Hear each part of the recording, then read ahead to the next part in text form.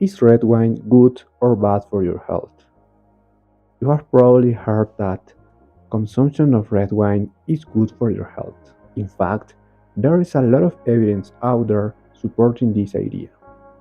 For instance, a study involving over 500,000 participants found that moderate consumption of red wine can reduce your risk of ischemic heart disease by 12%. This includes conditions like heart attacks or other related heart problems. And there's more. Another study revealed that long term wine consumers had about 5 years longer life expectancy at age 50 compared to those who didn't drink alcohol at all. But wait, red wine isn't the only drink being debated. There are plenty of studies that suggest alcohol in general, not just red wine, can lower your risk of coronary artery disease, which reduces the chances of death from myocardial infarction. It might also lower the risk of cardiovascular diseases like strokes and ischemic heart disease, leading to a 25% decrease in the risk of death from any cause. So, if drinking alcohol in moderation might make us healthier than not drinking at all, why isn't this routinely advised for everyone? Well, before we jump to any conclusions, there are some important things to consider that we'll explore in this video. It's a controversial topic, but we'll dive into it together. The idea that red wine is good for health comes from the French paradox, a term coined in the 1980s. French epidemiologists noticed that despite a diet high in saturated fats and cholesterol, the French had lower rates of coronary disease compared to other countries. This led to the speculation that something in their lifestyle, possibly red wine, was protective. In the 1990s, the media popularized the concept, giving it global attention, an idea that still persists today. Let's first talk about alcohol. This table helps us understand how much alcohol consumption falls into each category. Moderate drinking is defined as up to one drink per day for females and up to two drinks per day for males. A standard drink contains 14 grams of pure alcohol, which equals 5 ounces of wine. The vast majority of research agrees that high alcohol consumption is harmful because it increases the risk of heart disease, liver disease, infectious disease, diabetes, neuropsychiatric conditions, early dementia, unintentional injury, and many types of cancers. Now that we have established the risk of high alcohol consumption, what about moderate alcohol drinking? Some studies suggest that mild to moderate intake may offer protection against certain diseases. But wait, many of these studies have significant biases and confounders that can affect the conclusions. One of these biases is the former drinker bias. Some studies group the former drinkers with the lifelong abstainers, but many people keep drinking due to health issues. Since former drinkers often have higher mortality risks, this can falsely make moderate drinkers seem healthier by comparison. The main confounders that can affect the results are the socioeconomic and other lifestyle factors, because light to moderate drinkers tend to have better health indicators, such as higher income, better education, stable employment, and more physical activity. These factors, rather than alcohol itself, might explain the observed health benefits. A meta-analysis that accounted for these biases found no significant protective effects of moderate drinking on all-cause mortality. Without adjusting for biases, the data suggests a protective effect of moderate drinking. But in fully adjusted models where potential confounders are removed, the protective effect disappears. Whether using lives and abstainers or occasional drinkers as the reference group, the association between a moderate volume drinking and longevity was not statistically significant. But what about red wine?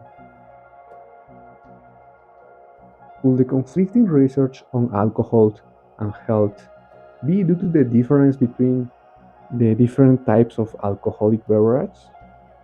Could it be that some, like red wine, offer a unique health benefits while others harm? A study found that beer and cider were linked to increased mortality, while moderate wine consumption appeared to have protective effects on the heart. Even though this study excluded former drinkers and also adjusted for age, sex, BMI, smoking, and other important risk factors, it didn't account for socioeconomic factors, raising a key question. Could the supposed benefits of wine simply be due to lifestyle difference? Moderate wine drinkers tend to have higher socioeconomic status, healthier diets, and overall better health indicators, which might explain the observed benefit. Fortunately, some studies do control for these biases and confounders. One of them found that light wine consumption lowered the cardiovascular mortality risks, even after adjusting for total alcohol intake. Another study, using similar adjustments, found that the benefits of wine disappeared compared to beer and spirits. So, what's the real answer? A systematic review has gathered the findings from these studies as well as from other studies and found beneficial effects of moderate red wine consumption.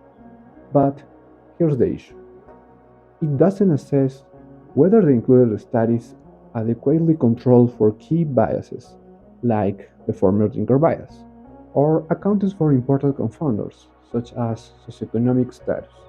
This means that some observed benefits of wine might still be influenced by unaddressed variables, making the conclusions less reliable. However, a long-term randomized controlled trial offers a more reliable perspective, since randomization balances known and unknown confounders across the groups, thus controlling for confounders much better than observational studies. This study, which followed people with well-controlled diabetes, found that moderate red wine consumption was apparently safe and modestly improved cardiometabolic risk factors, such as lipid profiles and metabolic syndrome markers, compared to drinking only mineral water. But the conclusions are limited because the study measured lab values rather than major outcomes like heart attacks or death. If red wine were to have health benefits, would it come from the alcohol itself, or could grape juice provide the same effects? Studies comparing red wine to grape juice or dealcoholized wine have produced conflicting results, likely due to their small sample sizes and the methodological differences. One study found that red wine improved cardiovascular functions while grape juice did not. In contrast, another study reported that only the alcoholized wine lowered the blood pressure while regular red wine had no benefit. Despite the inconsistencies, one common factor stands out. Both red wine and grape juice contain phenolic compounds, which have been associated with cardiometabolic protection. Among these compounds, resveratrol is the most well known and has been studied for its potential health effects. While wine is a primary dietary source of resveratrol, the average intake remains too low to provide meaningful benefits. Assuming that the average resveratrol concentration in red wine is 1.9 mg per liter, two glasses of red wine would provide only about 0.28 milligrams of resveratrol, far below the 8 milligrams per day needed to significantly reduce the LDL cholesterol. Other reported effects would require even higher consumption. Important confounding variables, such as socioeconomic status and biases like the former drinker bias, significantly impact the research on alcohol and red wine consumption. These factors should be carefully considered before drawing conclusions. The belief that moderate red wine consumption is beneficial comes primarily from observational studies, which lack the control over confounding variables that randomized controlled trials provide. While statistical adjustments can help, they don't fully eliminate bias. Existing clinical trials provide some insight, but they mostly measure surrogate markers, like lipid profiles, rather than hard clinical outcomes like heart attacks or mortality. More high quality trials are needed. Although studies establish an association between red wine and cardiovascular benefits, a direct causal relationships remain uncertain. Given the well documented risk of alcohol, it should not be recommended for health benefits. If someone doesn't drink, there is no reason to start. And for those who already consume red wine in moderation, the decision is less clear. Some suggest that moderate consumption should not be discouraged. However, it's not easy to stay within the recommended limits. Unlike medication, alcohol consumption is influenced by social and cultural factors, making it harder to regulate intake precisely. Finally, most of the research discussed here focuses on the cardiovascular effects and mortality, but alcohol's impact goes beyond that. It can impair judgment, increase accident risk, and contribute to other long term health issues. These broader risks should also be considered when evaluating alcohol consumption.